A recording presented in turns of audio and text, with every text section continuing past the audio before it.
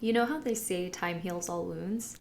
It really doesn't. Because if it did, we would not see people in their 30s, 40s, 50s, 60s still dwelling over the emotional pain of a past experience from childhood or early adulthood. And I want to talk about how so many of us are stuck in the pain of the past. And one of the ways that we keep the pain of the past present in our bodies and in our minds is by repeating and repeating the same stories and never getting to a place of acceptance or growth or looking at it from a more empowered perspective so that you can move on, because ultimately you're doing this for you. When we stay stuck in the emotions of the past, it really does steal from our present. And so when we relive the past and keep looping memories and the pain, we train our bodies and our brains to live in that state, to live in that frequency. Sometimes we really need to stomp it out, sing it out, cry it out, shake it off. There are multiple tools that help us release the emotional pain of the past. But the one I want to talk about the most today is meditation and sitting with yourself. With meditation, we can train our minds so that we take control back from our subconscious processes that are running on autopilot. Because we have these conscious desires, right?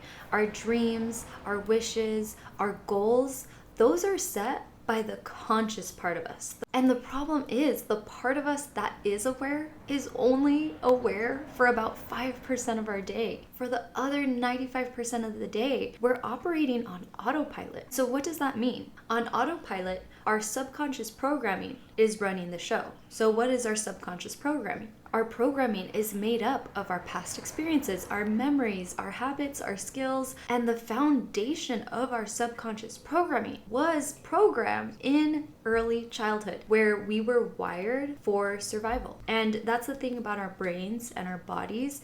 They are wired for survival. They're not wired for our success or for our happiness or for following dreams. That is where our conscious self comes in. Our survival self doesn't care about all of that. Our survival self just wants to live to see another day. So how is our survival self going to do that? By constantly scanning our environment and ensuring that we are safe. And the problem is a lot of us are hyper vigilant, where we feel like everything around us could possibly be a threat, so we need to be on high alert. And when you are wired to be hyper vigilant, you are going to perceive more things as dangerous or risky. And this is what holds a lot of us back, because we're like, well, I can't show up as my authentic self. Like, that's too scary. What if people judge me? What like me? What if I'm not accepted? I can't go after my dreams. That's way too risky. What if I don't make it? What if I lose money? Da, da, da, da, da. So all of these fears are natural, they're human, but a lot of us, like I said, are hyper vigilant. So that makes it even harder to move forward in life or to make conscious decisions, because when you are hyper vigilant, when you are living in survival mode, your brain prioritizes survival. It doesn't prioritize creativity. It doesn't prioritize solutions. It doesn't prioritize future planning. So when that part of our brain is limited or blocked, we're operating with a fraction of the power that we could be operating from. What really inspires me is Joe Dispenza's work, because he actually studies neuroscience. He studies brain scans. There's a lot of new brain science coming out that is teaching us the way our brain really works and what is supportive for us and how the brain perceives things and how it doesn't really know the difference between imagined or reality. And that is the power of our brain. That is our power as creators. Our brain is a beautiful creator. And when you start learning about the brain and how it works, you start realizing that a lot of things you do are actually harming your brain. They're actually reinforcing patterns that you've been stuck in for decades. Meditation is the way to get unstuck from the emotions of your past. When you're stuck in the emotions of the past, your body is going to continue reacting, releasing these stress chemicals, living in anxiety, living in depression. So when you revisit the past with the same emotional charge, you're conditioning your body to live there. And so Joe Dispenza explains it very simply. He says, a memory without an emotional charge is wisdom. A memory with the emotional charge is trauma. And most people aren't just remembering the past, they are reliving it. They're having a real experience in their body. And then that emotion or those emotions become the lens that you view the world through. And that lens is what keeps pulling you backwards. And this is why people struggle to envision a new reality for themselves, to envision a new future, or to manifest. Because again, our nervous system picks up information from our senses, from our environment, and that information travels up your spine,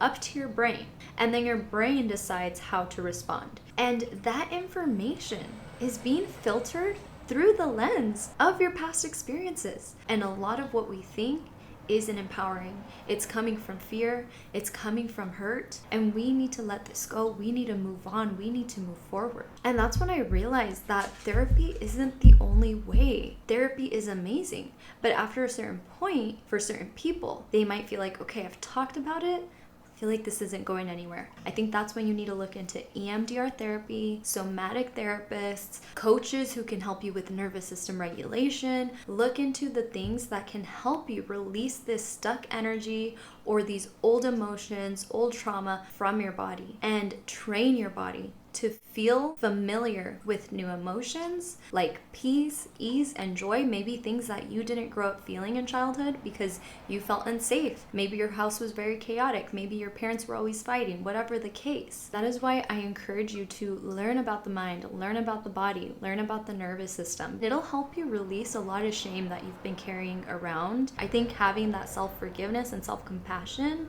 is one of the most powerful ways to move forward in life. So that's pretty much it. I hope you learned something. I hope you are inspired to do this work together. I am here to teach a better way to live, where we're living consciously, where we're aware of our patterns, our habits, our behaviors, so that we can constantly bring ourselves back into alignment when we fall off the path or when we react in old ways or get pulled back to the past. I'll leave you with that. Take care.